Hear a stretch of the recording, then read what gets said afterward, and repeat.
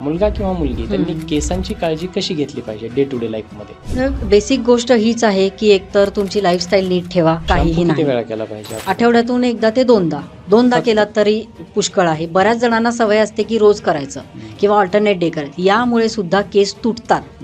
कुठली औषधे? ही आहेत सेपिया आहे, कॅडमियम सल्फ आहे, यानंतर सँग्विनेरिया आहेत. हे जे काही स्किन आणि हेअरशी रिलेटेड एवढे सगळे प्रॉब्लेम्स होत आहेत ते का होत आहेत? सगळ्यात पहिलं म्हणालात तर स्ट्रेस, की पिंपल्सचं मेन हे काय होतं तर एक तर PCOD किंवा कॉन्स्टिपेशन. सगळ्यात जास्त कुठला प्रॉब्लेम तुम्हाला आढळून आला स्किन आणि हेअरशी रिलेटेड? स्किनशी रिलेटेड म्हणाल तर एक तर पिंपल्स, आणि पिंपल्स जर कमी झाले किंवा बरे झाले ट्रीटमेंट घेऊन तर त्यानंतर राहिलेले डाग. ऍडव्हर्टाईज मध्ये आपण पाहतो की एक पिंपल आलेला आहे, त्याने हिरोईनने अशा पद्धतीने फेस वॉश केला, करेक्ट, तोंड धुतल्याबरोबर तो गायब होतो. लगेच गायब, इन्स्टंट. तर ह्या चक्रामध्ये ते अडकून पडलेले, परंतु रूट कॉजच्या शोधामध्ये कोणीही जात नाही. ग्लास स्किन आणि केस छान ठेवायचे त्या लोकांनी हे 3 ते 4 सुपरफूड रोज घेतलेच पाहिजे. तर सगळ्यात पहिलं म्हणजे ड्रायफ्रुट्स, कारण Omega-3 फॅटी ॲसिड असतात आणि गुड फॅट्स हे स्किनसाठी आणि केसांसाठी खूप चांगले असतात. त्यामुळे बदाम, अक्रोड हे घेतलेच पाहिजेत.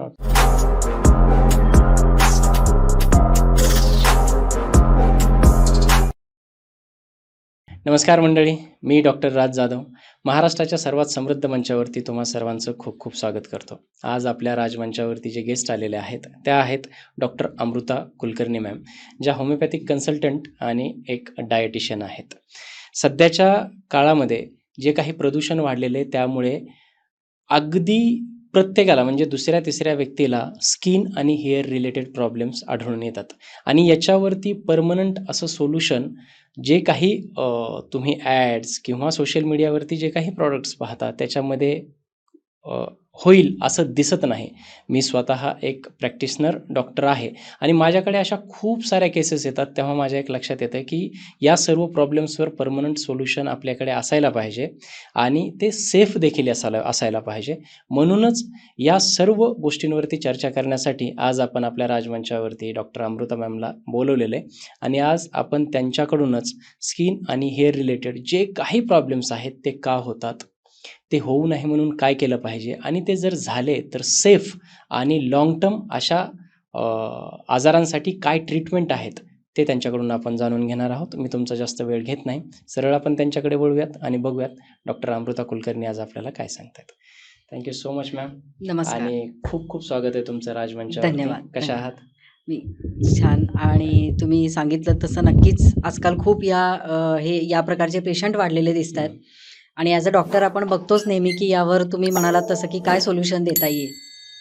तर त्या दृष्टीने की बाबा यंगस्टर्स जे आहेत आजकाल तर ते जास्तीत जास्त स्किन आणि हेअर याला धरून खूप कॉन्शियस असतात आणि प्रत्येक टी व्ही ॲड म्हणा, सोशल मीडियावर म्हणा, इतके महागडे प्रॉडक्ट्स आणि सगळे महागडे जे काही छान ॲड्स दाखवल्या जातात तर त्यावरून खूप लोक याला बळी पडतात आणि क्विक रिझल्ट्स मिळण्याच्या नादात, कारण आजकाल क्विकचा जमाना आहे, इन्स्टंटचा जमाना आहे, त्यामुळे इन्स्टंट रिझल्ट्स मिळण्याच्या नादात हे सगळे प्रॉब्लेम्स अजून जास्त वर्स्ट होतात आणि मग ते शेवटी आपल्याकडे येतात की आता सगळं करून झालंय आणि आता तुम्ही काहीतरी करा. मला तुमच्याकडून खूप साऱ्या गोष्टी जाणून घ्यायच्या. त्यापूर्वी हा तुमचा या मंचावरती पहिला पॉडकास्ट आहे. माझ्या प्रेक्षकांसाठी तुमची थोडक्यात ओळख होऊन जावी, थोडक्यात तुम्ही तुमचं जर इंट्रोडक्शन छान पद्धतीने करून दिलं तर आपण मुक्त चर्चा करूयात. मी होमिओपॅथिक कन्सल्टंट आणि डायटिशियन आहे. तर डाएट एस्पेशली कोविड नंतरच्या काळामध्ये लोक इतकी हेल्थ कॉन्शियस झालेली आहेत आणि त्यांना कळलं की बेसिकली या सगळ्या आपण जे काम करतो किंवा बाकी काही करतो या सगळ्यामध्ये महत्त्वाची आपली हेल्थ आहे. बरोबर. हे जर नसेल तर आपल्याला बाकीचं काहीच नाही आहे. अगदीच. सो तेव्हापासून ते मला असं वाटलं की अरे डाएटवर आपण नक्कीच लोकांना जागरूक करणं किंवा त्यांना या सोशल मीडिया आजकाल खूप म्हणजे काय म्हणू आपण त्याला वाढलेलं आहे आणि सगळे लोक त्यावर नक्की बघतातच. तर यावरून आपण जर लोकांना काही टिप्स देऊ शकलो, प्रत्येकच लोकांना शक्य नाही प्रत्येकाला की ते आपल्या क्लिनिकमध्ये येतील किंवा प्रत्येकाची तेवढी एक काय म्हणू आपण त्याला कॅपॅसिटी नसते की एवढे पैसे देऊन तुम्ही एखाद्या डायटिशियनकडे जाऊन डाएट घ्याल तर या सगळ्या महागाईच्या जमान्यामध्ये असं मला वाटलं की अरे नाही, आपण लोकांसाठी हे काहीतरी केलं पाहिजे आणि हे सोशल मीडिया बेस्ट प्लॅटफॉर्म आहे की ज्यावर आपण सगळ्या लोकांपर्यंत पोहोचू शकतो. अगदीच. आणि मग मी होमिओपॅथी बरोबरच हे चालू केलं की अरे नाही, आपल्या देशामध्ये खूप समस्या आहेत आणि फक्त वेट ही एकच नाही, तर या सगळ्याशी रिलेटेड लोकांना प्रत्येक लोकांना वेगवेगळे प्रॉब्लेम्स असतात आणि त्यावर आहाराचं नियोजन किंवा होमिओपॅथी ही सगळ्या लोकांपर्यंत पोहोचली पाहिजे, हे एक ध्येय डोक्यात ठेवून मी हे चालू केलं. यूट्यूब चॅनल म्हणा आणि या सोशल मीडियाच्या माध्यमातून अगदी सामान्य लोकांपर्यंत सुद्धा पोहोचलं गेलं पाहिजे, अगदीच. हे एक ध्येय होतं आणि मग त्यातून हे सगळं जन्माला आला. सगळ्याची सुरुवात झाली. अगदीच. आणि काय होतं, मी स्वतः एक होमिओपॅथिक डॉक्टर आहे. बरोबर. अर्थात मी प्रॅक्टिस न केल्यामुळे मला त्यातलं तेवढंसं नॉलेज आजकाल थोडंसं विसरत चाललंय बऱ्याच बरोबर. गोष्टी. परंतु माझ्याकडे बरेच पेशंट होते. त्यातलं एक उदाहरण द्यायचं झालं तर माझ्याकडे माझी रेग्युलर पेशंट येत होते. बर ॲक्ने, अनइव्हन स्किन आणि तिचा प्रॉब्लेम खूप पर्सिस्टंट होता, खूप बरोबर. दिवसापासून होता. म्हणजे अगदी बरोबर. 10 वर्षापर्यंत, अच्छा. 16 वर्षापासून ते 26-27 वर्षापर्यंत तो प्रॉब्लेम सुरू होता. Correct. बरेच डॉक्टर्स त्यांनी केले, बरोबर. माझ्याकडे आले. मी माझ्या परीने जेवढं मला जमतं तेवढं बरोबर. करण्याचा प्रयत्न केला, परंतु काही केलं ते बरं होत नव्हतं. मग रिझल्ट त्याच्यानंतर लवकर मिळत रिझल्ट मिळत नव्हता. आणि त्याच्यानंतर मी काय केलं की मला ज्यांनी शिकवलं, आमचे समीन सर म्हणून आहेत, अच्छा. त्यांना मी कनेक्ट केलं अच्छा. आणि असं सांगितलं की होमिओपॅथीने हे होऊ शकेल का. बरोबर. मला प्रेक्षकांना सांगायला आवडेल, हे तुम्हाला त्याचं काही निवल वाटणार नाही, परंतु त्यांनी थोडीफार त्यांची केस टेकिंग वगैरे केली बरोबर. आणि बरोबर. लिटरली फक्त आपण ज्याला 1 M पोटेन्सीचे 1-2 बरोबर. डोस आहेत आणि बरोबर. 2 फक्त मेडिसिन्स दिले मेडिसिन्स. आणि ती आज ताकायत जवळपास 1-1.5 वर्ष झालं, बर. तो प्रॉब्लेम सुद्धा झाला नाही ग्रेट. त्याच्यामध्ये. मग मला असं वाटतं की काय होतं की हे मी ते शिकलेलो आहे, बरोबर. परंतु त्यात प्रॅक्टिस न करत असल्यामुळे मला त्याचं तेवढं बरोबर. नॉलेज नाही. बरोबर. परंतु ही पॅथी किंवा याच्यातली औषधं फार बरोबर. गुणकारी आहेत, अगदीच. खूप इफेक्टिव्ह आहेत अगदीच. आणि त्याचं नॉलेज लोकांपर्यंत नाही. नक्की. आणि मला जेव्हा कळलं की तुम्ही अगदी तेच करताय, तर हं. मला असं वाटलं की मला माझ्या प्रेक्षकांसाठी तुम्ही नक्की. परफेक्ट गेस्ट आहात. म्हणून आज आपण चर्चेला सुरू करूयात. नक्कीच. पहिले तर आपण कारणाकडे येऊयात. बरोबर. हे जे काही स्किन आणि हेअरशी रिलेटेड एवढे सगळे प्रॉब्लेम्स होत आहेत, ते का होत आहेत असं तुम्हाला काय आढळून आलं या सर्वांमध्ये? ॲज अ प्रॅक्टिशनर म्हणा किंवा ॲज अ डॉक्टर म्हणा, जे लोक येतात किंवा जे पेशंट्स येतात, तर बऱ्यापैकी सगळ्या पेशंटमध्ये कॉमनली दिसलेले ही 4 तुम्हाला कारणं सांगते. ओके. सगळ्यात पहिलं म्हणालात तर स्ट्रेस. आजकाल सगळ्यांचंच लाईफ एवढं स्ट्रेसफुल झालेलं आहे की कामाचा स्ट्रेस, बिझनेसचा स्ट्रेस, सगळ्याचाच वॉट एव्हर जे काय ते एक मोठं कारण सोशल आहे. मीडियाचा स्ट्रेस, सगळेच सगळेच. तर कोणत्या ना कोणत्या स्ट्रेसमध्ये प्रत्येक व्यक्ती जात असतो आणि या सगळ्याचा परिणाम हा तुमच्या स्किनवर होतो. कारण आपण अगदी मला वाटतं की शाळेमध्ये बघा, जेव्हा सुविचार लिहायचे बोर्डावर वरती, तर तेव्हा आपल्याला ते तेव्हापासून आपण बघतो की आपला त्वचा जी आहे किंवा आपले स्किन जो आहे हा आपल्या इंटरनल बॉडीचा मिरर आहे. मिरर हे जे आहे आपलं, हे सगळं म्हणजे बॉडीमध्ये तुमच्या काय चाललंय हे सगळं तुम्हाला स्किनवर दिसतं. बरोबर.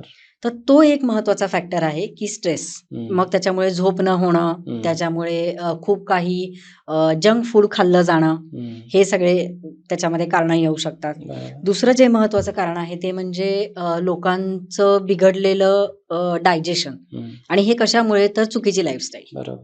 उशिरा झोपणं, उशिरा उठणं किंवा जेवणाच्या अनियमित वेळा, कधीही जेवायचंय, जेवलं तर जेवलं, नाही तर नाही, हे सगळे जे काही लाईफस्टाईल चेंजेस झालेले आहेत ना, या सगळ्यामुळे तुमचं डायजेशन वर त्याचा खूप जास्त परिणाम होतो. गट हेल्थ खराब होऊन जाते. तर हे एक मेन. की मग कॉन्स्टिपेशन आहे, त्यामध्ये ऍसिडिटी आहे. ऍसिडिटीचे तुम्ही आजकाल बघाल तर 10 मध्ये दुसऱ्या व्यक्तीला 8 पेशंट हे ऍसिडिटीचे आहेत आणि ते इतकं नॉर्मल झालंय की लोकांना त्याचं काही वेगळं वाटत नाही. म्हणजे आपण काय करतो की ॲज अ डॉक्टर मी जेव्हा विचारते तुम्हाला ऍसिडिटी, मॅडम ते तर आहेच, ते तर असतंच, अशी उत्तरं येतात. म्हणजे आहेच म्हणजे काय की ते तुम्ही गृहीतच धरायचं. हे तो लोकांना आजकाल ते वेगळं वाटतच नाही, कारण ते नॉर्मलच आहे. सो ते एक महत्वाचं कारण आहे हे स्किन आणि हेअरच्या कंप्लेंट्स वाढण्यासाठी. नेक्स्ट जे आहे ते म्हणजे हॉर्मोनल इम्बॅलन्स. शक्यतो मुलींमध्ये किंवा आपण जे म्हणतो ना की तारुण्याच्या उंबरठ्यावर, तारुण्य पिटिका हेच नाव आहे पिंपल्सला. तर बेसिकली मुलांमध्ये तर येतच, पण मुलींमध्ये जेव्हा म्हणजे 3 महत्वाचे टप्पे असतात. एक तर मेनार्की, म्हणजे जेव्हा पाळीची सुरुवात होते. दुसरं म्हणजे प्रेग्नन्सी, यामध्ये सुद्धा हॉर्मोनल इम्बॅलन्स प्रचंड होतात आणि स्किन कंप्लेंट्स, हेअर कंप्लेंट्स हे सगळे दिसायला लागतात. याचं मुख्य कारण हॉर्मोनल चेंज, मेनार्की परत आला हॉर्मोनल चेंजेस, आणि तिसरा महत्वाचा टप्पा म्हणजे मेनोपॉज, पाळी बंद होण्याचा काळ. बरोबर. यामध्ये सुद्धा काही स्त्रियांना हे पिंपल्स येतात, केस गळणं, केसांच्या तक्रारी, स्किन खूप ड्राय होणं, पिगमेंटेशन, हे मेन कारण आहे या सगळ्यामध्ये. तर हे बरोबर. 3 महत्वाचे टप्पे की ज्याला आपण हॉर्मोनल इम्बॅलन्स असं म्हणू. तर प्रदूषण हे पण एक कारण इन्क्लूड करू शकतो नक्कीच आपण. करू Pollution, शकतो. कारण आजूबाजूचं वातावरण. नक्कीच. कारण शेवटी कसं आहे की सगळ्याचा परिणाम हा आपल्या बाह्य त्वचेवर होतोच. बरोबर. आणि अजून एक सगळ्यात महत्वाचं मी सांगेन ते म्हणजे वेगवेगळ्या ॲडव्हर्टाईज बघून ते प्रॉडक्ट्स वापरणं. हा सगळ्यात अगदी लोक माझ्याकडे ज्या पेशंट किंवा ज्या मुली आलेल्या आहेत, 1-2 महिन्यामध्ये लग्न आहे आणि 25-30 हजाराचं पॅकेज घेऊन स्किन ट्रीटमेंट्स करून आलेल्या मुली आहेत बाप. आणि पूर्णपणे स्किन खराब झालेली आहे. हे फक्त तुम्ही बाहेरचं सगळं बघून किंवा चकाचक सगळं आणि दिखाव्याचा जो कार्यक्रम आहे, तर ह्या सगळ्यामुळे अजून स्किन खराब होऊन जाते, रिझल्ट तर अजिबातच मिळत नाही. तर ही सगळ्यात महत्वाची कारणं आहेत जी मी आतापर्यंत बघितलेली आहेत. सगळ्यात जास्त कुठला प्रॉब्लेम तुम्हाला आढळून आला स्किन आणि हेअरशी रिलेटेड? स्किनशी रिलेटेड म्हणाल तर एक तर पिंपल्स, आणि पिंपल्स जर कमी झाले किंवा बरे झाले ट्रीटमेंट घेऊन, तर त्यानंतर राहिलेले डाग आणि अनइव्हन स्किन हे सगळ्यात महत्वाचे की ते जात नाहीत. एक वेळ पिंपल्स तरी यायचे थांबून जातात, पण ते जे पिंपल्सनी तुमची स्किन खराब झालेली आहे किंवा तुमच्या चेहऱ्यावर जे खड्डे आलेले आहेत छोटे, ते अजिबात जात नाहीत. आणि यानंतर म्हणजे पिगमेंटेशन, मोस्ट कॉमन. कारण आजकाल थायरॉइड, पीसीओडी हे खूप कॉमनली दिसतात सर्रास. म्हणजे जसं पूर्वी सर्दी खोकला होतं ना, तसे आजकाल थायरॉइड आणि पीसीओडी आहे. सर्दी खोकला होऊन बरा होतो, इकडे पण हे बरे होत नाहीत आणि लोकांना त्याचं फारसं गांभीर्य राहिलेलं नाहीये. मला वाटतं की काय थायरॉइड आहे, बरं ओके, पीसीओडी आहे का, आहेच. सो हे जे अगदी कॅज्युअली घेतात नाही मुली की हां ठीक आहे, पण हे महत्वाचं कारण आहे की तुमची स्किन खराब होते, तुमचे केस गळतात. थायरॉइड आणि पीसीओडी 2 ही स्त्रियांमधली महत्वाची कारणं आहेत की ज्यामुळे हेअरफॉल होतो, केस प्रचंड खराब होऊन जातात, डॅन्ड्रफ असतो, आणि स्किन सगळ्यात महत्वाचं म्हणजे पिगमेंटेशन आणि पिंपल्स. हे महत्वाची याच्यामध्ये कसं काम करते पिंपल्समध्ये? एकतर खूप छान काम करते, कारण मी जवळपास 17 वर्ष प्रॅक्टिस करते. सो या 17 वर्षाच्या प्रॅक्टिसमध्ये मी खूप अशा केसेस बघितलेल्या आहेत की जे सगळं करून आपल्याकडे आलेले होते आणि मॅडम आता झालंय, माझे बरेच पैसे खर्च करून झालेत, स्किनची अजून जास्त वाट लावून झालेली आहे, तर आता काय करायचं ते तुम्ही करा. तर यानंतर बेसिकली जेव्हा त्यांना पटवून सांगावं लागतं की अरे स्किनच्या ट्रीटमेंटमध्ये एक्सटर्नली तुम्ही काय लावता यापेक्षा इंटरनली तुमचा प्रॉब्लेम काय आहे हे ट्रीट करणं फार महत्वाचं आहे. कारण तुम्ही रूट कॉज पर्यंत जातच नाही आहात, तुम्ही काय करताय, फक्त वरवरचं करताय. म्हणजे उदाहरण काय तर काहीतरी एखाद्याला पीसीओडी आहे सपोज, तर सोनोग्राफी केलेली नसते, काहीही माहिती नसतं त्याबद्दल, आणि फक्त पिंपल्स किंवा पिगमेंटेशन, मोस्ट कॉमन कंडिशन जी आहे मी ट्रीट करते आजकाल ही पिगमेंटेशन आहे. कारण मेलाझ्मा म्हणा, पिगमेंटेशन म्हणा, येस, हायपर पिगमेंटेशन, हे सगळं बटरफ्लाय पिगमेंटेशन जे म्हणतो आपण, टिपिकल हॉर्मोनल इम्बॅलन्स आहे. आणि यासाठी काय करतात लोक की तुमच्या मुलींना माहिती नसते त्यांचे पिरियड्स इरेग्युलर आहेत किंवा खूप कमी ब्लिडिंग जात आहे, पिरियड्स वेळेवर येतच नाही आहेत, या सगळ्या हे कारण ना ते दुर्लक्ष करतात.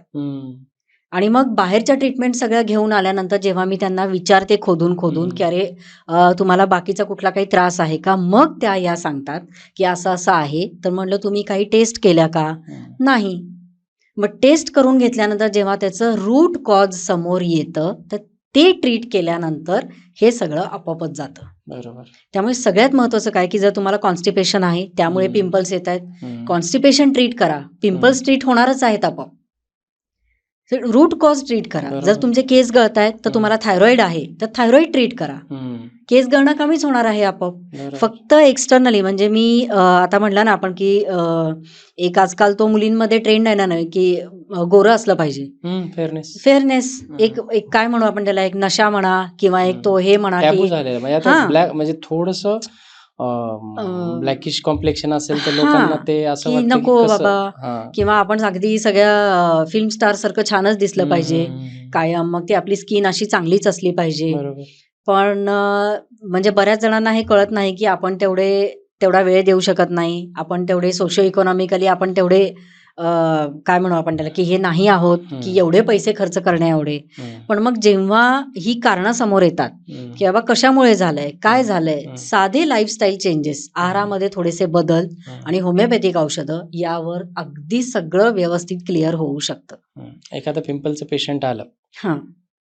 की पहिले त्याचं सर्वात जास्त एक रिझन असतं ते मला वाटतं गट हेल्थ. गट हेल्थ नक्कीच, त्याची. नक्कीच. आणि काय होतं जेव्हा आपल्याकडे पेशंट येतात, तुमच्याकडे अगदीच जास्त येत असतील, आमच्याकडे माझ्याकडे सुद्धा जेव्हा येतात, जर केस गळत असतील तर एखादं असं तेल द्या ज्याने केस गळायचे अगदी, थांबतील. अगदी. किंवा त्याला जर पिंपल्स असतील, अनइव्हन स्किन आहे, हायपर पिगमेंटेशन आहे, क्रीम द्या. क्रीम द्या. येस. म्हणजे अगदी ते वरचे इलाज पाहिजे. अगदी, आता अगदी. ऍडव्हर्टाईज मध्ये आपण पाहतो की एक पिंपल आलेला आहे, त्याने हां, बस एखादी लावला की हिरोईनने गेला. अशा पद्धतीने फेस वॉश केला, करेक्ट, करेक्ट. तोंड धुतल्याबरोबर तो गायब होतो. लगेच गायब. तर Instant. त्या इन्स्टंट. तर ह्या चक्रामध्ये ते अडकून पडलेले आहेत, परंतु रूट कॉजच्या शोधामध्ये कोणीही जात नाही. कोणीही जात नाही. आणि मग अगदी तो खरं. परमनंट सोल्युशन होत नाही अगदी खरं आहे. बऱ्याचदा. कारण आपण परमनंट सोल्युशन व्हावं असं आपण पुढचं म्हणजे या विचाराने आपण गेलेलोच नसतो डॉक्टरांकडे. बरोबर. आपण काय गेलो असतो, की माझं 15 दिवसात 1 महिन्यामध्ये लग्न आहे आणि मला कसंही करून इन्स्टंट रिझल्ट पाहिजे. मग ते पी हळद आणि हो गोरी अशी जी काही म्हण आहे ना आपल्याकडे, तसं पाहिजे असतं सगळ्यांना, की आता क्रीम लावलं की 3 दिवसामध्ये सगळं क्लिअर झालं पाहिजे. आणि मोस्ट ऑफ जे तुम्ही आता म्हणालात ना, की क्रीम द्या किंवा हेअरच्या Hair काही oil तक्रारी असतील, हेअर ऑइल आणि शॅम्पू द्या, बस. बस. बाकी काही नको. मग हे पेशंटना समजवायलाच वेळ जातो, की अरे या बाहेरच्या गोष्टींनी फार काहीही उपयोग होणार नाहीये. तुमची जी रूट कॉज आहे ना, ती ट्रीट केली पाहिजे आपण होमिओपॅथिक औषधातून. म्हणजे पोटातून दिलेली औषधं ही जास्त महत्वाची आहेत या सगळ्यासाठी.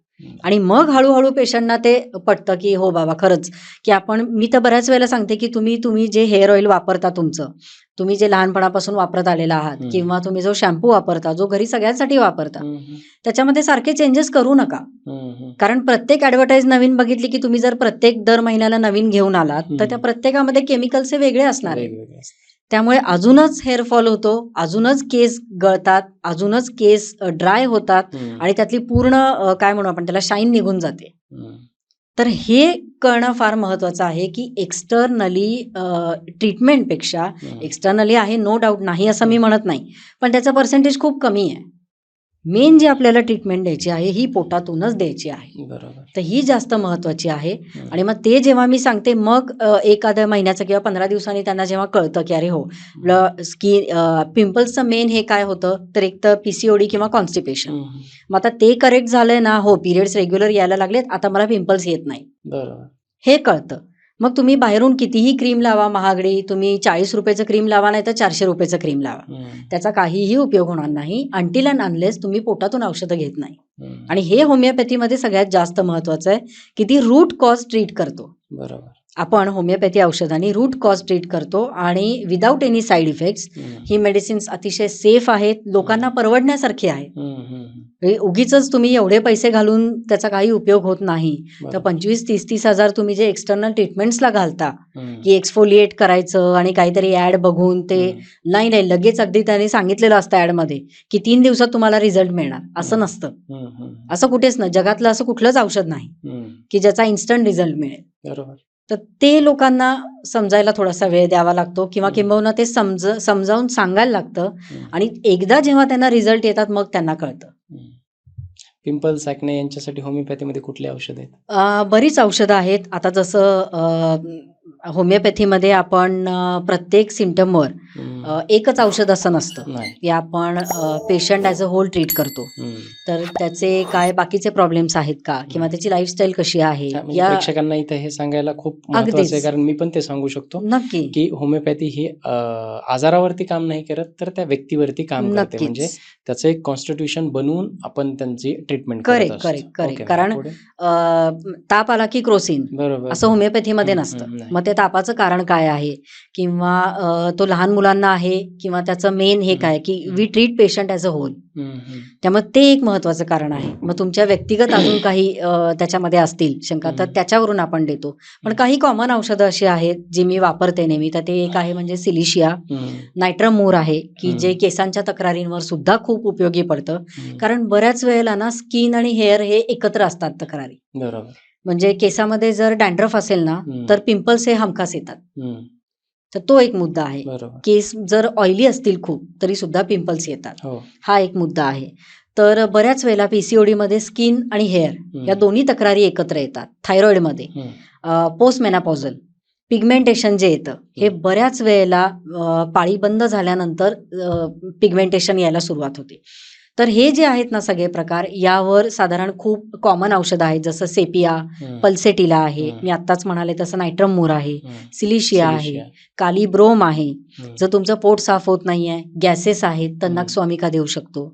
जर केसांच्या तक्रारी आहेत, मला अजून एक इथे सांगायचं आहे की बऱ्यापैकी हेअर ट्रीटमेंट्स करून आल्यानंतर मुलींचे केस गळायला सुरुवात होते. बरोबर. म्हणजे आजकाल हायलाइट्स किंवा स्ट्रेटनिंग, बऱ्याचशा केराटिन ट्रीटमेंट, या बऱ्याचशा ट्रीटमेंट करून आल्यानंतर केस गळणं सुरू होतं किंवा केस खूप ड्राय होतात किंवा डॅन्ड्रफ व्हायला लागतो. तर यासारख्या तक्रारींवर बोविस्टा हे खूप महत्वाचं औषध आहे की तुम्ही जर केमिकल ट्रीटमेंट्स केले आहेत, अगोदरच्या केमिकलचे जे बॅड इफेक्ट येस, ते बॅड इफेक्ट जे आहेत हे रिमूव्ह करतं आणि मग तुम्ही हळूहळू हे सगळं चालू करा. कारण एक स्पेसिफिक कोणतंही तुम्ही ट्रीटमेंट बघा, त्यामध्ये केमिकल्स ही वापरली जातात आणि त्याचा इफेक्ट नक्कीच केसांवर होतोच. तर ते दिसायला जेवढं छान दिसतं थोडे दिवस, त्याच्यानंतर मात्र हे सगळे कॉन्सिक्वेन्सेस चालू होतात.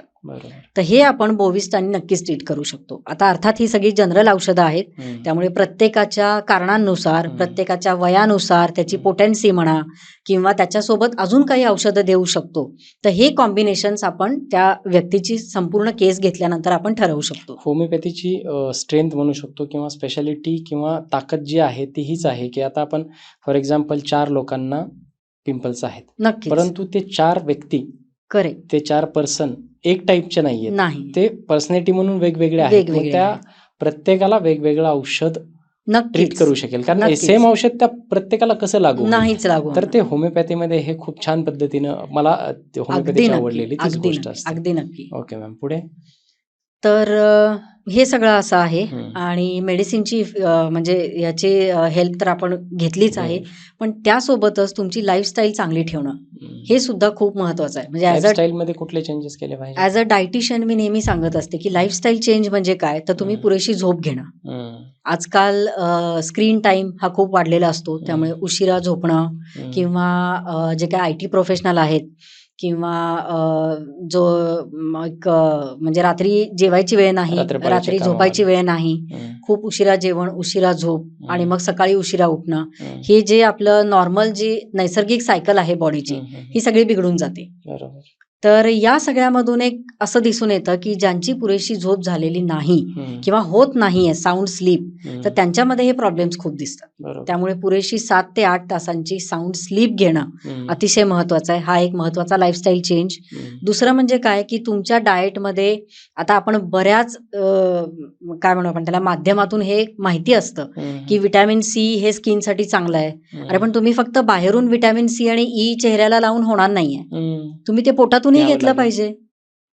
मग पोटातून घेण्यासाठी तुम्हाला सगळ्या प्रकारची फळं खाल्ली पाहिजेत, जी सीझनल फळं आहेत.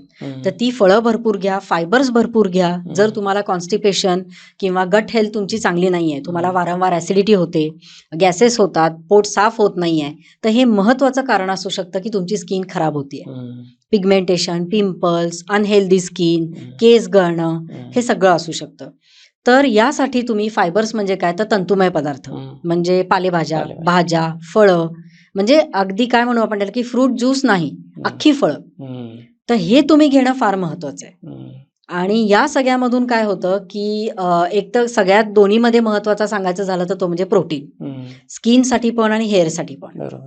हे खूप महत्वाचं आहे. आणि प्रोटीन म्हणजे प्रोटीन पावडर किंवा प्रोटीन सप्लिमेंट नाही, तर जे आपल्या रोजच्या आहारामध्ये आपण घेतो. आपलं टिपिकल महाराष्ट्रीयन जे जेवण आहे ना, आमटी, भाजी, पोळी, भात, भाकरी, व्हॉटएव्हर जे काय, कोशिंबीर, लोणचं, पापड, दही, ताक, हे अतिशय महत्वाचं आहे. यामधून सगळं तुम्ही याला बॅलन्स डाएट म्हणू शकता.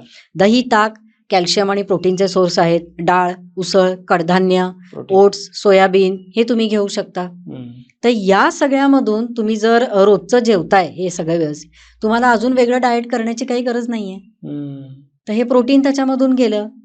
फक्त प्रोटीनयुक्त शॅम्पू वापरणं म्हणजे केसांची ट्रीटमेंट नाहीये, तर ते प्रोटीन तुम्हाला पोटामधून गेलं पाहिजे. तर हे सगळे प्रकार आहेत. तुम्ही अंडी खात असाल, अंडी घेऊ शकता. नॉनव्हेज खात असाल, चिकन घेऊ शकता. पण हे फक्त कधीतरी एकदा घेणं आणि तुमचं डाएट हे व्यवस्थित बनवणं, Regular. रोजचं तुमच्या ह्याच्यामध्ये असणं, हे फार महत्वाचं आहे, की ज्याला आपण लाईफस्टाईल असं म्हणतो. तर हे जास्त इम्पॉर्टंट आहे. म्हणजे पहिले तर तुमची गट हेल्थ चांगली असली पाहिजे, नक्कीच. लाईफस्टाईल तुमची चांगली असली पाहिजे आणि बरोबर. डाएट हे फार महत्वाचं आहे अगदी तुमच्या स्किनसाठी. बरोबर. हेअरसाठी पण सेमच असतं? नक्कीच. हेअरसाठी पण सेम मी बऱ्याच वेळेला बघते, की एकतर हेअर फॉल, ॲलोपेशिया एरियाटा, ज्याला आपण शुद्ध मराठीमध्ये चाई असं म्हणतो. तर ते एक आहे. त्याला बऱ्यापैकी पेशंट असतात. आणि हेअर फॉल किंवा डॅन्ड्रफ हे पण मेन गोष्टी आहेत. डॅन्ड्रफ आजकाल खूप जास्त वाढलेलं आहे, खूप म्हणजे जास्त हे प्रमाण वाढलेलं आहे. येस, बेसिक ह्याचं कारण पण की एक तर सीझनल चेंजेस, म्हणजे ड्रायनेस जेव्हा येतो स्कॅल्पमध्ये तेव्हा तो वाढतोच. बरोबर. आणि दुसरं म्हणजे केसांची योग्य निगा न राखणं हम्म. किंवा खूप साऱ्या केमिकल ट्रीटमेंट्स, मी जसं मगाशी म्हणाले की केमिकल ट्रीटमेंट्समुळे ड्रायनेस खूप येतो. म्हणजे स्कॅल्प जेव्हा ड्राय पडायला लागतो तेव्हा ते स्केल्स निघतात, ज्याला आपण डॅन्ड्रफ म्हणतो. तर हे खूप वेळेला लोकांमध्ये दिसतं की फक्त अँटी डॅन्ड्रफ शॅम्पू वापरून चालत नाही. एक ओव्हरऑल ट्रीटमेंटकडे आपण नंतर येऊयात, पण एक सामान्य मुलगा किंवा मुलगी त्यांनी केसांची काळजी कशी घेतली पाहिजे डे टू डे लाईफमध्ये? एक काळजी म्हणून काय काय केलं पाहिजे? बेसिक गोष्ट हीच आहे की एकतर तुमची लाईफस्टाईल नीट ठेवा आणि तुम्हाला जर कुठलं काही अंडरलाईंग पॅथॉलॉजी किंवा कॉज, जसं मी मगाशी म्हणाले की थायरॉइडमध्ये केस गळणं खूप कॉमन असतं, पीसीओडीमध्ये केस गळणं खूप कॉमन असतं. त्यामुळे असं काही आहे का हे रूल आउट करा, कारण त्याशिवाय हेअरफॉल जर होत असेल तर त्याचं कुठलं तरी हे कारण असू शकतं. तुमच्या आहारामध्ये व्यवस्थित प्रोटीन ठेवा, पाणी भरपूर प्या. हे एक महत्वाचं खूप साधं सोपं. स्कॅल्पचा ड्रायनेस कमी होतो, तुमचा हेअरफॉल कमी होतो, तुम्ही जे खाता त्यामधलं प्रोटीन बॉडी चांगल्या प्रकारे ॲब्झॉर्ब करू शकते. तर खूप साधे सोपे उपाय आपण बाजूला ठेवतो आणि महागडे उपाय आपण त्याच्याकडे जातो. तर काळजी घ्यायची म्हणजे काय, तर तुमचं खाणंपिणं नीट ठेवा, तुमची झोप चांगली ठेवा, तुमचे बेसिक जे हे आहे की म्हणजे व्यवस्थित केसांना ऑइलिंग करणं, एक आठवड्यातून 2 वेळा तरी चांगलं, म्हणजे अगदी महागडी तेलच वापरली पाहिजेत असं काहीही नाही. वेळा केला पाहिजे? आठवड्यातून एकदा ते दोनदा केला तरी पुष्कळ आहे. बऱ्याच जणांना सवय असते की रोज करायचं किंवा ऑल्टरनेट डे करायचं, यामुळे सुद्धा केस तुटतात, कारण एवढी गरज नसते.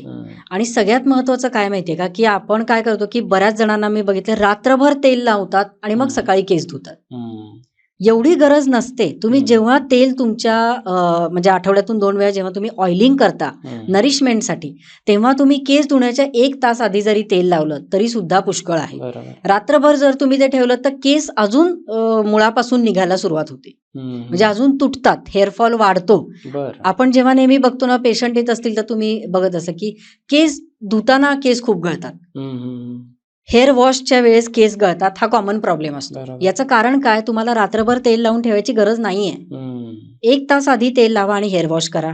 आठवड्यातून 2 वेळा केलात, ते मोठे केस असतील तर आपण रोज केस धुवूच शकत नाही. आठवड्यातून 2 वेळा किंवा 3 वेळा केलात तरी पुरेसा आहे.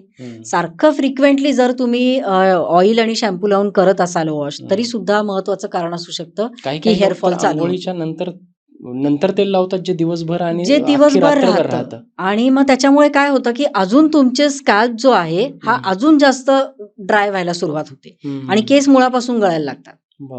तर एवढं करण्याची गरज नाहीये.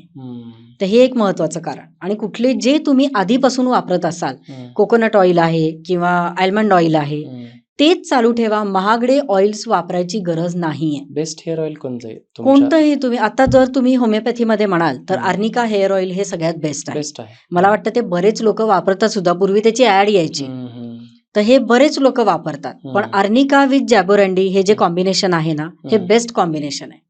आणि सगळ्यांसाठी कसं वापरायचं असतं? साधारणपणे आपल्या रेग्युलर ऑइल सारखं की आठवड्यातून 2 वेळा. Yes definitely. गरम वगैरे करायची काही गरज नाही. बरेच लोक तेल गरम करून लावतात, ती सुद्धा गरज नाहीये. नॉर्मल टेम्परेचरचं तुम्ही एक आठवड्यातून 2 वेळा हलक्या हाताने मसाज करून आणि रूट्सला मसाज करा.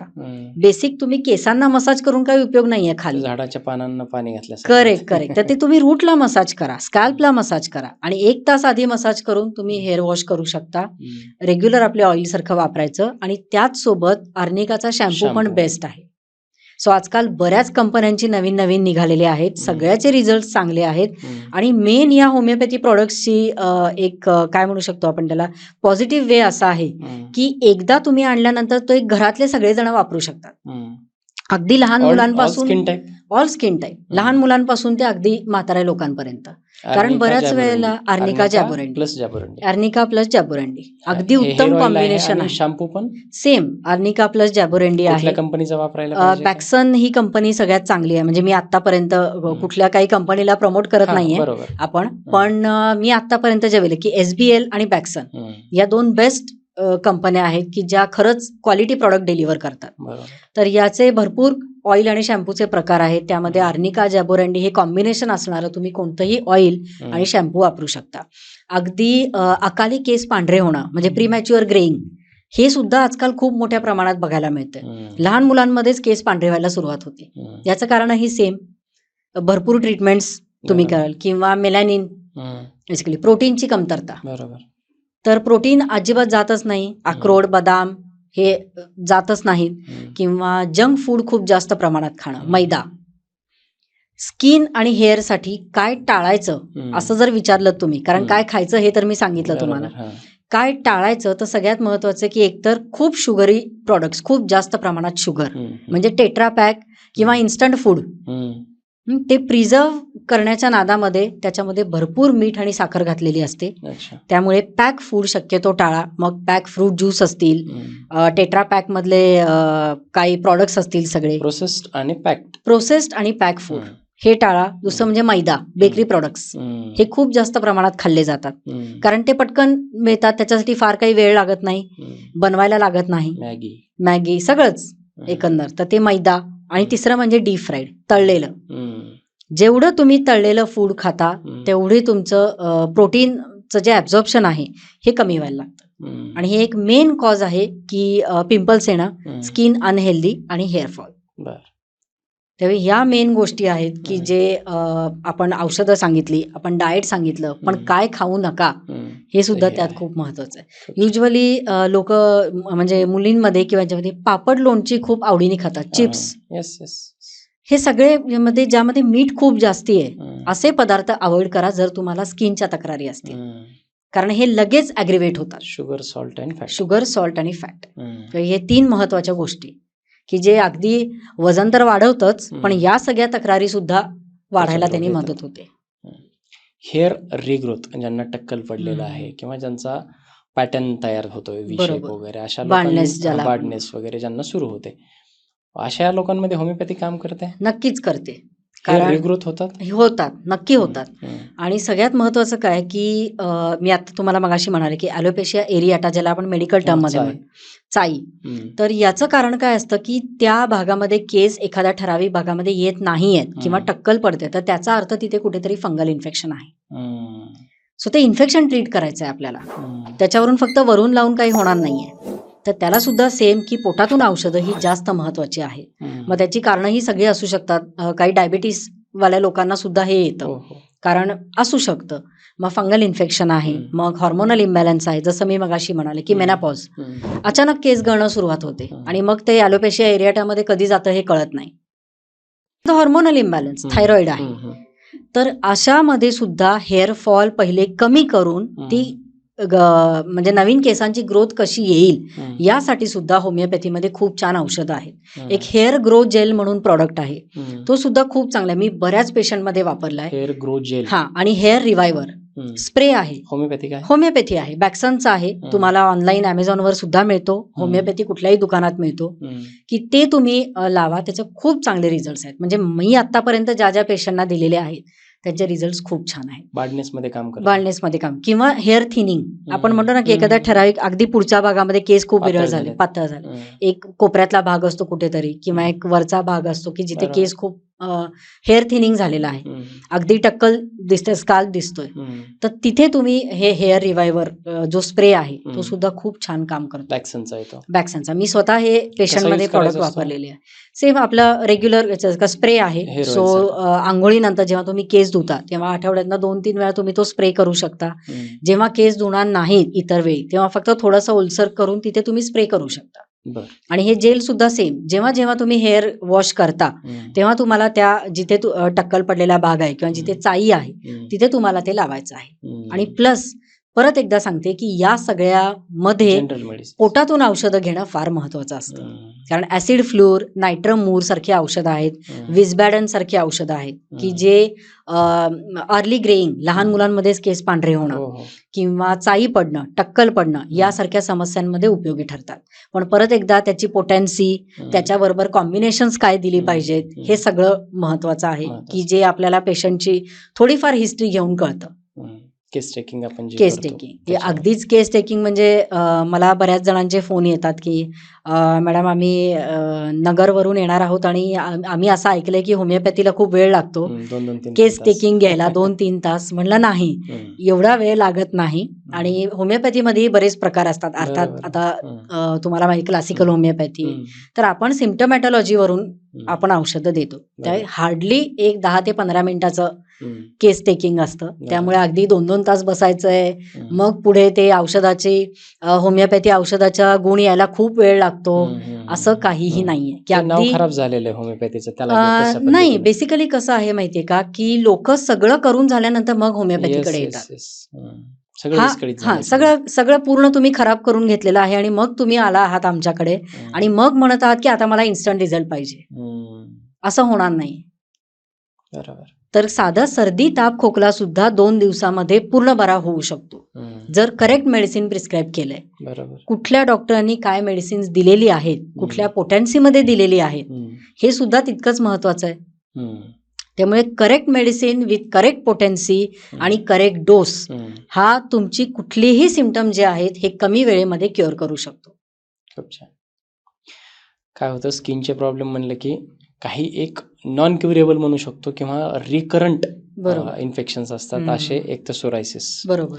दुसरं खूप खतरनाक फंगल इन्फेक्शन. माझ्याकडे खूप खूप पेशंट आहेत फंगल इन्फेक्शनचे जे ट्रीट होतच नाहीत. म्हणजे आपण त्यांना जेव्हा जीपी करतो तेव्हा ते इट्राकॅनोझॉल वगैरे देतो, बरोबर. त्याच्यानंतर बरोबर. काही ॲलर्जिक मेडिसिन देतो, ऑइंटमेंट देतो लावण्यासाठी, बरोबर. खाज वगैरे येऊ नये म्हणून. बरोबर. परंतु ती ट्रीटमेंट होत नाही त्यांची. होमिओपॅथीमध्ये सोरायसिस असो, फंगल इन्फेक्शन असो, यांच्यासाठी काय ट्रीटमेंट आहे आणि कशा पद्धतीने ट्रीटमेंट? नक्कीच आहे. आता आपण हे जे आधीचे स्किन प्रॉब्लेम्स बद्दल बोललो, जसं पिंपल्स आहेत, पिगमेंटेशन आहे, हे खूप वेगळे आहेत. म्हणजे हे ज्याला आपण अॅक्यूट इन्फेक्शन्स म्हणू शकतो. पण हे जे आहेत हे क्रॉनिक इन्फेक्शन्स आहेत की हे वर्षानुवर्ष ही ट्रीटमेंट चालू राहते. जसं पिंपल्स म्हणा, पिगमेंटेशन म्हणा, आपण 3-4 महिन्यामध्ये क्युअर करू शकतो. तर तसं सोरियासिस हा इतका चिकट प्रकार आहे स्किनचा की तो स्ट्रेसमुळे वाढतो, सीझनल चेंजमुळे वाढतो आणि तुम्ही कितीही त्याला दाबायचा प्रयत्न केला तरी ते एका शरीराच्या जागेहून दुसऱ्या जागी येऊ शकतं.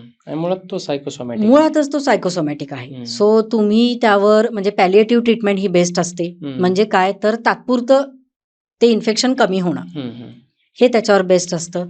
तर होमिओपॅथीने आपण नक्कीच ट्रीट करू शकतो. पण ह्या ट्रीटमेंट्स खूप लॉंग टर्म चालतात. म्हणजे मी 3 महिने घेतली मग मला फरक नाही पडला, मग 4 महिने घेतली मग थोडाच फरक पडला, असं नाही. पेशंट हा मेंटली प्रिपेअर्ड असावा लागतो यासाठी की बाबा हे आपल्याला खूप दिवस घ्यायचं आहे. यांनी त्रास नाही ना होत आहे. जे इचिंग, बर्निंग, काही एक्झिमा हा एक त्यातला आपण प्रकार म्हणू शकतो. तर हे खूप चिवट असतात जायला, पूर्ण जायला. त्यामुळे ह्याला तुम्ही क्युरेटिव्ह असं नाही म्हणू शकत, पण पॅलिएटिव्ह म्हणू शकता. पॅलिएटिव्ह ट्रीटमेंट्स ह्याला बेस्ट असतात की जसं तुम्ही बाकीचे याच्यामध्ये स्टिरॉइड्स वापरतात, त्याचे साईड इफेक्ट पण होतात तेवढेच. मग त्याऐवजी तुम्ही होमिओपॅथी घेऊ शकता, ते पण पॅलिएटिव्हच काम करतं विदाऊट एनी साईड इफेक्ट. हे घेऊ शकता. तर हे सुद्धा खूप महत्वाचे आहेत. आणि पेशंट्स नक्की त्यांना बरं वाटतं. मी पूर्णपणे बरे होतात असं म्हणणार नाही, पण त्यांना बरं वाटतं की जे तुम्ही एक स्टिरॉइड घेऊन तेच काम करताय, तर साईड इफेक्ट नसताना आणि हे तुमच्या खिशाला अगदी साधे परवडण्यासारखी औषधं आहेत, ती घ्या, काहीच हरकत नाही. तर ते तुमचं तुम्हाला जे सीझनल चेंजेसमुळे होत आहे किंवा एखादा सीझन चेंज झाला की तुम्हाला ते ॲग्रिवेट होतं, तुम्ही स्ट्रेसमध्ये असलात की तुम्हाला ॲग्रिवेट होतं, ते तुमचं पूर्णपणे कमी होऊन जाईल. अच्छा. तर असं आपण करू शकतो. आणि मेनली मगाशी मी जेव्हा आपण स्किन याच्याबद्दल बोललो, बऱ्याच वेळेला म्हणजे आत्ता जे बरेच पेशंट येत आहेत कॉमनली हे आहेत पिगमेंटेशन. बरोबर. मेलाझ्मा हम्म. ज्याला आपण म्हणू शकतो. एक तर पोस्ट प्रेग्नन्सी हम्म. आणि दुसरं पोस्ट मेनोपॉज. Postmenopausal. खूप कॉमनली हे येत आहेत सध्या हम्म. पेशंट. आणि अजून एक याचं मेन कारण मी मगाशी म्हणाले PCOD. हम्म. आणि हे पिगमेंटेशन्स तुम्ही कितीही एक्सटर्नली त्याची ट्रीटमेंट्स करून या, काहीही करून या, जोपर्यंत पोटातून औषधं दिली जात नाहीत. हम्म. होमिओपॅथीमध्ये खूप छान औषधं आहेत की ज्यामुळे 3 ते 4 महिन्यामध्ये लोकांचं पूर्ण पिगमेंटेशन गेलेलं आहे. कुठली औषध आहेत? ही आहेत सेपिया आहे, हम्म. कॅडमियम सल्फ आहे, हम्म. यानंतर सँग्विनेरिया आहेत. अशी भरपूर औषधं आहेत, कॉम्बिनेशन्स. हम्म. PCOD असेल तर काय द्यायचं आहे, हम्म. किंवा पिरियड्स रेग्युलर येत नसतील त्याच्यामुळे पिगमेंटेशन येत आहे, काय द्यायचं आहे. हम्म. पोस्ट मेनोपॉजल असेल, ग्राफायटिस देऊ शकता. बरोबर. तर ही बेसिकली काही औषधं आहेत. पोस्ट प्रेग्नन्सी असेल, सेपिया देऊ शकतो. हम्म. ॲसिडिटीमुळे असेल, रोबिनिया देऊ शकतो. ही महत्त्वाची कारणं आहेत की हे पिगमेंटेशन येण्यासाठी. हम्म. आणि खूप आजकाल या केसेस येत आहेत, म्हणून मी मुद्दाम ते परत ॲड केलं. हम्म. कारण लोक काय करतात की या सगळ्या एक्सटर्नली ट्रीटमेंट करून एवढे 20-20, 25-25 हजार खर्च करून येतात, पण विथ झिरो रिझल्ट्स. मॅलेझियासाठी एक्सटर्नल अप्लिकेशन आहे का? एक्सटर्नल ॲप्लिकेशन होमिओपॅथीमध्ये सुद्धा आहे हम्म. आणि ते खूप सेफ आहेत. कुठला आहे? रॅदर की विच हेझल ऑइंटमेंट म्हणून आहे, Yes. यानंतर एस क्युअर ऑइंटमेंट म्हणून आहे. ही हम्म. दोन्ही ऑइंटमेंट मी फ्रिक्वेंटली वापरते माझ्या पेशंटमध्ये. हम्म. या दोन्हीचे रिझल्ट्स खूप छान आहेत. हम्म. आणि हे ऑइंटमेंट्स विथ इंटरनल मेडिसिन्स बरोबर. की जे आपण काही कॉम्बिनेशन्स बनवतो, हम्म. ही खूप छान काम करतात या पिगमेंटेशन, मेलाझ्मा या केसेसमध्ये. ओके. तर ते एक मला महत्त्वाचं सांगायचं होतं. खूप छान. मगाशी आपण ॲक्ने आणि पिंपल्ससाठी इंटरनल पोटातून घेणारी जी काय औषधं आहेत ती हम्म. सांगितली, परंतु एक्सटर्नल ॲप्लिकेशनमध्ये फेस वॉश आणि नक्कीच. एक्सटर्नल ऑइंटमेंट काही आहेत नक्कीच खूप होमिओपॅथीमध्ये? छान आहेत. ॲक्ने एड म्हणून जे मी फ्रिक्वेंटली वापरते, हम्म. बॅक्सनचे प्रॉडक्ट बॅक्सनचेच. आहेत, SBLचे प्रॉडक्ट आहेत, हम्म. खूप छान आहेत. हम्म. फेसवॉश आहे, हम्म. इवन सनस्क्रीन आहेत हम्म. बॅक्सनचे की जे बरं. खूप छान आहेत. हम्म. आणि लोकांना माहितीच नाही की अरे होमिओपॅथीमध्ये हे असतात का प्रॉडक्ट्स. ओके. आणि सगळ्यांच्या खिशाला परवडेल अशा किमतीमध्ये. हम्म. 70 रुपये ते 80 रुपयामध्ये तुम्हाला हे मिळून जातात. त्याचा रिझल्ट तेवढाच असतो? खूप छान रिझल्ट आहेत, खूप कुठली छान sunscreen आहे रिझल्ट. homeopathy मध्ये बॅक्सनची best? सनस्क्रीन आहे, ओके. बॅक्सन सनस्क्रीन लोशन म्हणून आहे की जे अगदी लहान मुलांना सुद्धा तुम्ही वापरू शकता. ओके. कॅलेंड्युला क्रीम आहे की जे स्किनच्या सगळ्या तक्रारींवर उपयोगी आहे, जे तुम्ही 12ही महिने हम्म. मॉइश्चरायझर म्हणून वापरू शकता. बरं. बेस्ट क्रीम आहे कार्मिनो. हम्म. कुठे तुम्हाला स्किनला खाज येते, लहान मुलांना रॅशेस येतात, हम्म. किंवा कुठले उन्हाळ्यामध्ये स्किन ड्राय पडते, थंडीमध्ये कोरडी पडते, हो. तर या सगळ्याला तुम्ही हे कार्मिनो क्रीम वापरू शकता. बेस्ट रिझल्ट्स आहेत. हम्म. आणि अगदी लहान मुलांपासून, न्यू बॉर्न बेबीपासून ते अगदी ओल्ड एज लोकांपर्यंत कोणालाही वापरू शकता. हम्म. हे प्रत्येक माणसाला मी आजपर्यंत होमिओपॅथीचं एक छान काय आहे माहितीये का सगळ्यात, हम्म. की कुठल्याही एज ग्रुपला चालतं आणि साईड इफेक्ट्स आणि साईड इफेक्ट नाही. कारण लहान मुलांचा साबण वेगळा, लहान मुलांचे शॅम्पू वेगळे, लहान मुलांचं तेल वेगळं आहे, मोठ्यांचं वेगळं आहे, मग एजेड लोकांचं जर आजी आजोबा घरी असतील तर त्यांचं वेगळं आहे. बरोबर. असं करत करत करत आपण भरपूर सगळं एकत्र करतो. हम्म. पण हे होमिओपॅथीची ही एक चांगलं खासियत. गुणधर्म म्हणता येईल, खासियत म्हणता येईल, की एकदा तुम्ही हे सगळं घरी ठेवलं की ते तुम्ही कोणालाही वापरू शकता. घरातल्या प्रत्येक घरातल्या प्रत्येक माणसाला वापरू शकता. फेअरनेस मगाशी आपण हम्म. बोललो. आता काय होतं मार्केटमध्ये ॲलोपॅथीच्या किंवा केमिकल जे आहेत त्या बरोबर. केमिकल लोडेड अशा खूप साऱ्या फेअरनेस क्रीम आहेत, बरोबर. नाईट रिपेअर क्रीम्स आहेत, तशा होमिओपॅथीमध्ये सुद्धा आहेत. नक्कीच आहेत की होमिओपॅथीमध्ये फेअरनेस क्रीम हम्म. हे सुद्धा आहे. यानंतर काय म्हणू आपण त्याला, कुठलं नाव सांगू रिंकल्स, शकतो आपण? अँटी रिंकल ग्लो केअर म्हणून एक आहे. ओके. तर हे सुद्धा ऑइंटमेंट खूप छान काम करतं. म्हणजे काय म्हणू आपण त्याला, की नाव मी कशाचं घेणार नाही, पण एका आठवड्यामध्ये गोरेपणा अशी जे क्रीमचे जाहिराती दाखवतात त्या टाईपमध्ये नाही. सुनावलेले हा. आता थोडक्यात. तर त्या टाईपचे क्रीम नाहीत की हे तुमचं एक तुमच्या स्किनमध्ये मॉइश्चर लॉक करतं, तुमचा ड्रायनेस जो आहे तो घालवतं, तुमची त्वचा जी आहे, स्किन जी आहे ही जी खूप अनहेल्दी दिसत असते तर ती कमी करायचा प्रयत्न करतं. आणि अर्थात या सगळ्याबरोबर मी मगाशी म्हणाले तसं की तुमचं डाएट चांगलं असणं, पाणी भरपूर पिणं फार महत्वाचं आहे. तर हे तुम्ही क्रीम्स वापरू शकता. ही क्रीम आहेत. नाईट क्रीम मी मगाशी म्हणाले तुम्हाला, कार्मिनो, कॅलेंड्युला, ही सगळी क्रीम आहेत की जी खूप छान मॉइश्चरायझर म्हणून काम करतात. ते तुम्ही 12ही महिने वापरू शकता. ओके. सीझन कोणताही असो, ती तुम्ही छान वापरू शकता आणि अशा पॅकेजिंगमध्ये आहेत की अट्रॅक्टिव्ह पॅकेजिंग आहे. अगदी छोटी ट्यूब पण मिळते तुम्हाला ट्रॅव्हलिंगसाठी. त्यामुळे तुम्ही जर एका होमिओपॅथी दुकानामध्ये गेलात तर हे सगळे प्रॉडक्ट्स बघून इवन मी माझ्या चॅनलवर, माझ्या यूट्यूब चॅनलवरच्या एका व्हिडिओमध्ये खास हे सगळे प्रॉडक्ट्स दाखवलेले आहेत. ओके. कारण लोकांना ते माहितीच नसतं की अरे होमिओपॅथीमध्ये हे मिळतात. ते तिथेपासून लोकांची सुरुवात असते. अलीकडे ना काय झालंय, बऱ्याच लोकांचा होमिओपॅथी या सायन्सवरती फार विश्वास बसायला नक्कीच लागलेला आहे. नक्कीच खूप लोक इकडं वळण्याचा प्रयत्न करतात. बरोबर. याच्यात काय होतं, हा पॉडकास्ट ऐकल्याच्या नंतर किंवा काही असे लोक असतील ज्यांना इंटरनली असं वाटतही असेल की हे जे काही केमिकल लोडेड प्रोडक्ट्स आहेत ते न बरोबर. वापरता होमिओपॅथिक आणि आयुर्वेदिक प्रोडक्ट्स आपण वापरले पाहिजेत. नक्कीच. परंतु आयदर एक तर त्यांना माहिती नसते किंवा ते कसे वापरायचे याच्याविषयीचं नॉलेज नसतं. नॉलेज नसतं मला कुठे असं वाटतं मिळतील की आपल्या हा एक असतो. प्रेक्षकांसाठी एक स्किन केअर रुटीन होमिओपॅथिक पद्धतीने सांगू शकतो का आपण, सकाळी उठल्यापासून संध्याकाळपर्यंत? होमिओपॅथी असं म्हणालात तर मी आता तुम्हाला जसं म्हणाले तसं की आंघोळीनंतर तुम्ही हे कार्मिनो हे क्रीम लावू शकता ओके. की जस्ट टू म्हणजे काय म्हणू आपण त्याला की तुमची स्किन मॉइश्चराईज ठेवण्यासाठी, हायड्रेटेड ठेवण्यासाठी. ते एक आहे. जर उन्हाळा असेल तुम्ही बाहेर जाताना सनस्क्रीन वापरू शकता. तुम्हाला पिगमेंटेशन किंवा पिंपल्स आहेत तर तुम्ही तुमची स्किन अनहेल्दी आहे तर तुम्ही हे ग्लो केअर किंवा मी आता जसं म्हणाले पिगमेंटेशन ज्यांना आहे त्यांच्यासाठी तुम्ही विछायझल वापरू शकता, एस क्युअर वापरू शकता. हे पण ऑइंटमेंटचे रिझल्ट खूप छान आहेत. दिवसभरात 2 वेळा, एक संध्याकाळी बाबा तुम्ही आपण जेव्हा बाहेरून जाऊन येतो सगळीकडून. आणि एक महत्वाचं म्हणजे काय माहितीये का की हे सगळे क्रीम लावल्यानंतर तुम्हाला बाकीचे कुठलेही क्रीम्स लावायची गरज नाही पडणार. तर ते आहे. ग्लो केअर आहे की जे तुम्ही अगदी हलकासा रुटीनला ज्या ऑफिसला स्त्रिया वगैरे जातात किंवा काय तर त्यांना एक हलका मेकअप करायचा असतो किंवा तर हे बेस क्रीम म्हणून पण तुम्ही वापरू शकता ग्लो केअर. आणि संध्याकाळी आल्यानंतर किंवा संध्याकाळी बरेच जण कामावरून आल्यानंतर आंघोळीनंतर किंवा रात्री झोपायच्या आधी तुम्ही परत कॅलेंड्युला क्रीम किंवा हे कार्मिनो क्रीम वापरू शकता. याचा नाईट रिपेअरसाठी. फेसवॉश आहे बॅक्सनचा तर तोही खूप छान आहे. आणि ॲक्वी फ्रेश किंवा ॲक्वी वॉश म्हणून जो येतो तो सुद्धा खूप छान आहे. ॲक्वी प्लस हे पिंपलचं क्रीम येतं आणि ॲक्वी प्लस फेस वॉश सुद्धा येतो. तर तो अट्रॅक्टिव्ह पॅकेजिंगमध्ये आहे. जेव्हा जर तुम्हाला पिंपलचा त्रास असेल तुम्ही या ॲक्वी प्लसनी फेस वॉश करू शकता. छोटे ट्यूब्स आहेत की जे तुमच्या पर्समध्ये इझिली फिट होतात. तुम्ही कुठेही घेऊन जाऊ शकता. फेस वॉश करून झाल्यानंतर ते क्रीम लावायचं आणि स्किनमध्ये नॉर्मल क्रीम सारखं ॲब्झॉर्ब करून टाकायचं. त्यावर काहीही दुसरं क्रीम लावण्याची गरज नाही. हे कुठेही चिकट होत नाही किंवा नाहीतर क्रीम्स कशी असतात युजली की खूप चिकट होते त्वचा किंवा ते अनइझी होतं आपल्याला.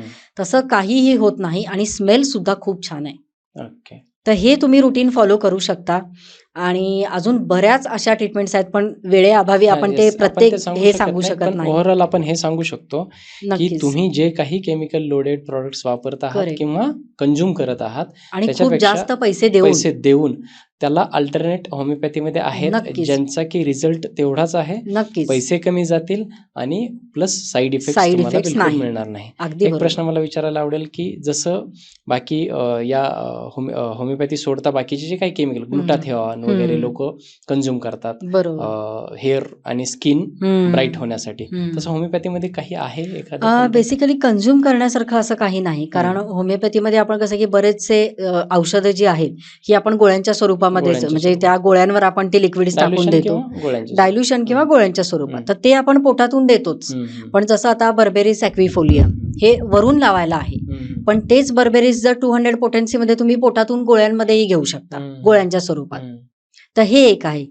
इकिनेशिया सारखं मदर टिंक्चर आहे की जे तुम्ही म्हणजे काय म्हणू आपण त्याला पिंपल्स नंतर जे डाग राहतात, खड्डे राहतात तर त्याच्यासाठी तुम्ही ते बाहेरून वापरू शकता. कॉटनमध्ये बुडवून वापरू शकता. बर्बेरिस ॲक्विफोलियम तुम्ही स्वतः वापरलेलं, खूप जबरदस्त, खूप छान रिझल्ट्स आहेत, खूप छान रिझल्ट्स. आणि इव्हन एक यामध्ये आपलं मिस झालं ते पटकन सांगते 2 मिनिटात कारण त्याचे खूप जास्त पेशंट आहेत. ते म्हणजे वॉट्स, खरंच चामखीळ. हे आपण सांगणं राहून गेलं कारण आजच सकाळी माझ्याकडे 4 पेशंट फक्त चामखिळीचेच होते आणि 3 वेळा सर्जरी करून आलेले होते. सर्जरीनी काढून टाकलेलं होतं लेझरनी, पण ते परत आलेले होते.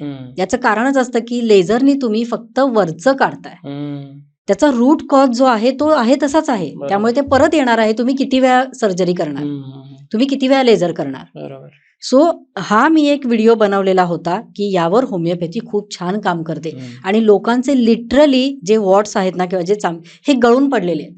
काय औषध आहे त्याच्यासाठी? हे थुजा हे मेन औषध आहे यासाठी, ऑक्सिडेंटलिस. थुजा ऑक्सिडेंटालिस. तर ते आपण एक्सटर्नलीही लावू शकतो, पण आजकाल थुजा हे खूप पूर्वीपासून चालत आलेलं आहे. मला वाटतं की बरेचसे ॲलोपॅथ सुद्धा हे वापरतात, पण याचं फक्त थुजावर एकावरच काम चालत नाही. मानेवर असतील तर त्यासाठी वेगळं औषध आहे, बरं.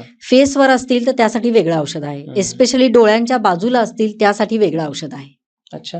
हातावर असेल ऍप्लिकेशन आहे? नाही, पोटातून घेण्यासाठी. बरं. एक्सटर्नली तर भरपूर आहेत. एक्सटर्नली वॉट्सचे रोल ऑन मिळतात की जे तुम्ही त्याच्यावर फक्त लावायचं, जसं थुजा क्रीम मिळतं, वॉर्टोनिप म्हणून क्रीम मिळतं, वॉट रोल ऑन मिळतं की जे फक्त तुम्ही रोल ऑन सारखं फिरवायचं, लिक्विड आहे ते, तर ते फक्त त्या वॉट्सवर फिरवायचं आणि ते आपोआप गळून पडतात. पण यासाठी तुम्हाला ते किती जुने आहेत यावर तुम्हाला एक मिनिमम 2 ते 3 महिने ट्रीटमेंट घ्यावी लागते. बरोबर.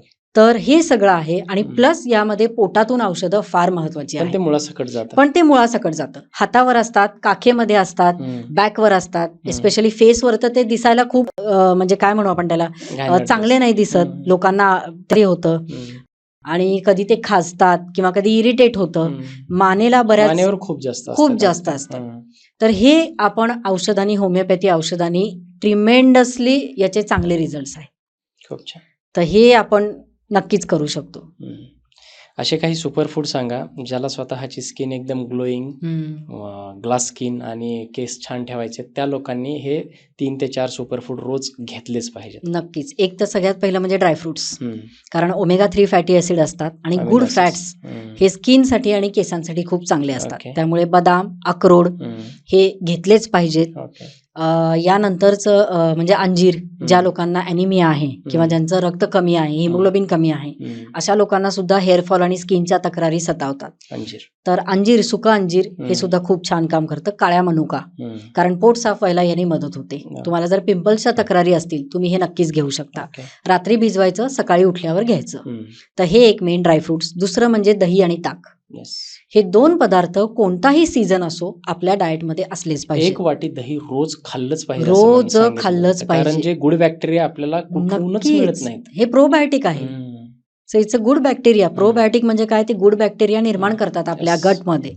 आणि बऱ्याच वेळेला मी खूप मागे मला एका पेशंटने विचारलं होतं की हेमा मालिनीचा इंटरव्ह्यू होता की तुमची स्किन अजून एवढी चांगली कशी आहे, रोज दही. तर त्यांनी सांगितलं होतं की मी रोज 1 वाटी दही गेले कित्येक वर्ष खाते, कोणताही सीझन असो. अर्थात बाकीचेही रिझन असतील, अर्थात नक्कीच 100% असणार, पण सांगायचा मुद्दा काय की दही हे आश्चर्यकारक काम करतं. हे लोकांना ॲज इट इज खाल्लं पाहिजे. ॲज इट इज, त्याच्यामध्ये तुम्ही काहीही घालू नका. ॲज इट इज ताजं दही रोज घरी लावलेलं हे तुम्ही घेऊ शकता. साखर टाकून खाऊ शकतात. साखर टाकून खाल्लं तर ज्यांना वेटचा प्रॉब्लेम आहे, आणि ॲज इट इज साखर मी नेहमी सांगेन की त्याच्यामुळे पॉझिटिव्ह हे काही मिळत नाही, त्या एम्प्टी कॅलरीज आहेत. मग साखरेमुळे पिंपल्स अजून वाढू शकतात, कारण इन्फेक्शन तयार होतात. तर त्याच्यामध्ये काहीही घालायची गरज नाही. प्लेन दही तुम्ही 1 वाटी रोज घ्या. दही नसेल तुम्ही 1 मोठा ग्लास ताक घ्या, पण हे रोज असलंच पाहिजे. रात्री त्रास होतो, दुपारच्या जेवणात घ्या. थंड ऍसिडिटीचा त्रास होतो किंवा वाताचा त्रास होतो, दही ताक चालत नाही, अशा लोकांनी काय करायचं, तर थंड घेऊ नका आणि आंबट घेऊ नका. हे 2 गोष्टी मी नेहमी सांगत असते. तर दही ताक तुमच्या डाएटमध्ये असलं पाहिजे. आणि तिसरा महत्वाचा मुद्दा म्हणजे स्प्राउट, प्रोटीनचा कुठलाही एक सोर्स, म्हणजे आमटी असेल, डाळ वरण ज्याला आपण म्हणतो, उसळ असेल, कोणतीही चवळी, मटकी, मूग, राजमा जे तुमच्या घरी आहे, मटकी, ते एक असलं पाहिजे. आणि हे तिसरं म्हणजे प्रोटीनचा एक सोर्स दही किंवा ताक. तर हे तुमच्या डाएटमध्ये कायम, जे अंडी खातात, अंड्याचा पांढरा भाग हा तुम्ही नक्कीच प्रोटीनचा एक चांगला सोर्स म्हणून घेऊ शकता. आता त्याच्यामध्ये अर्थात आपण वेट लॉस या मुद्द्याकडे जात नाही आहोत म्हणून, पण अदरवाईज जे नॉनव्हेज खातात, कसं आहे की नॉनव्हेज तुम्ही रोज नाही खाऊ शकत, खाल्लंही नाही पाहिजे, कारण ते पचायलाच खूप जड जातं. पण इथे व्हेज आणि नॉनव्हेज हा मुद्दा नाहीये, पण व्हेजिटेरियन सोर्सेस की जे आपण रोज नक्कीच खाऊ शकतो आणि जे पचायला हलके जातात. बरोबर. तर प्रोटीन हे मेन पचायला जड असतं. आणि सगळ्यात महत्वाचा शेवटचा एक गोष्ट म्हणजे पाणी. पाणी भरपूर पिलं पाणी पाहिजे. किती भरपूर पाणी पिलं 2.5 ते पाहिजे? 3 लिटरपर्यंत पाणी तुम्ही रोजच्या दिवसभरात घेतलंच पाहिजे. काही लोक प्यायला लागले की खूप जास्त पाणी खूप पित जास्त राहतात पितात आणि आणि नाही नाही तर खूप मग कमी अजिबात पितात. असं युजली करू नये. कारण काय करतात की बऱ्याच लोकांचं मी ऐकलंय की सकाळी उठल्यावरच 2 तांब्या पाणी पितात. हम्म. मग नंतर दुपारपर्यंत पाणीच पित प्यायचं नाही. हम्म. असं नाही करू शक्यतो. कारण काय होतं की बघा एक साधं सोपं उदाहरण आहे. आपल्याला 3 दिवस जेवायला मिळणार नाहीये. तर हम्म. 3 दिवसाचं आपण एकत्र जेवू नाही शकत. बिलकुल. आपली कपॅसिटी तेवढीच असते, तेवढंच खाण्याची असते. सो तुम्ही नंतर पाणी प्यायचं नाहीये म्हणून एकाच वेळी एवढं पाणी प्यायलात तर तो किडनीवर लोड येऊ शकतो. माझ्या क्लिनिकमध्ये जेव्हा पेशंट येतात मला विचारतात तर माझं हो. एक पर्सनल मी त्यांना जे सांगतो तेच आहे की एकतर लघवी हे त्याचं खूप छान पॅरामीटर आहे. बरोबर. लघवी जर अगदी पिवळी होत क्लिअर असेल तर बरोबर. तुम्ही डिहायड्रेटेड आहात. करेक्ट. स्वच्छ खूप पांढरी होत असेल तर तुम्ही ओव्हर हायड्रेटेड आहात. बरोबर. आणि जर थोडी येल्लोइश असेल तर बरोबर. तुम्ही नॉर्मल. नॉर्मल हो. हायड्रेटेड आहात. तर ते नक्कीच. पॅरामीटर आहे. तर तेव्हा ठरवा की पाणी किती प्यायचं. करेक्ट, 2.5 ते करेक्ट. 3 लिटर हे त्याचं हे पॅरामीटर आहे. त्याचं परंतु हे पॅरामीटर आहे. त्याच्यावरून ठरवा की आपण अगदी ओव्हर बरोबर. हायड्रेटेड आहोत की अंडर हायड्रेटेड आहोत. बरोबर. ठीक आहे. खूप मी छान. एक सोपं उदाहरण देत हां. असते नेहमी. उदाहरण म्हणण्यापेक्षा एक सोपं सांगेन की पाणी किती प्यावं. तर दर तासाला 1 मोठा ग्लास पाणी प्या. हम्म. बरोबर रात्री झोपेपर्यंत तुमचे 8 ते 10 ग्लास पाणी होतं. बरोबर. सो म्हणजे तुम्हाला काय लिटरमध्ये मोजायची गरज नाही पडत. गरजच नाही. खूप छान. आणि फळं सगळ्यात महत्त्वाचं नक्कीच. एक थोडंसं मिथ पण म्हणू शकतो याला.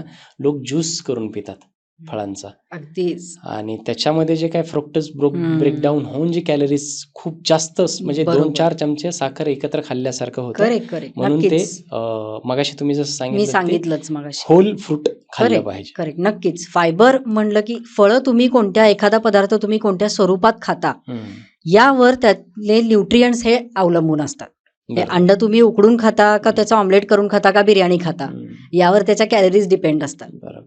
तर त्यासारखं आहे ते की फळं जर तुम्ही होल फ्रूट खाल्लं, अख्खं फळ खाल्लं हम्म. तर त्यामधून तुम्हाला व्हायटॅमिन्स, मिनरल्स, नॅचरल शुगर आणि फायबर हे सगळं जातं. आणि अडल्टरेट होत नाही ते. आणि ते काहीच त्याच्यामध्ये बाकीचा होत प्रॉब्लेम नाही. होत नाही, चेंजेस होत नाही. हम्म. त्यातच फ्रूट ज्यूस त्यातला टेट्रा पॅक तर सगळ्यात वर्स्ट गोष्ट. हम्म. कारण त्याच्यामध्ये भरपूर प्रेमाने साखर घातलेली असते. प्रेमाने विष. त्यामुळे प्रेमाचं विष. प्रेमाचं विष. त्यामुळे हे जे प्रॉडक्ट्स आहेत या सगळ्यापेक्षा फळं नुसती घेऊन खाल्ली हम्म. तर बेस्ट. आणि सीझनल फ्रूट. आणि सीझनल फ्रूट. या करेक्ट. सीझनमध्ये फ्रोझन फूड अजिबात नाही. खाल्लं पाहिजे. अगदी नक्की. खूप छान मॅम. आणि बघता बघता जवळपास 1 तास झालेला आहे आणि मला असं वाटलं की आपण आत्ताच चर्चा केली आणि खूप काही आहे अगदी. बोलण्यासारखं. आणि तरीही अजून असं की खूप काही राहून खूप काही गेलंय. राहून गेलंय.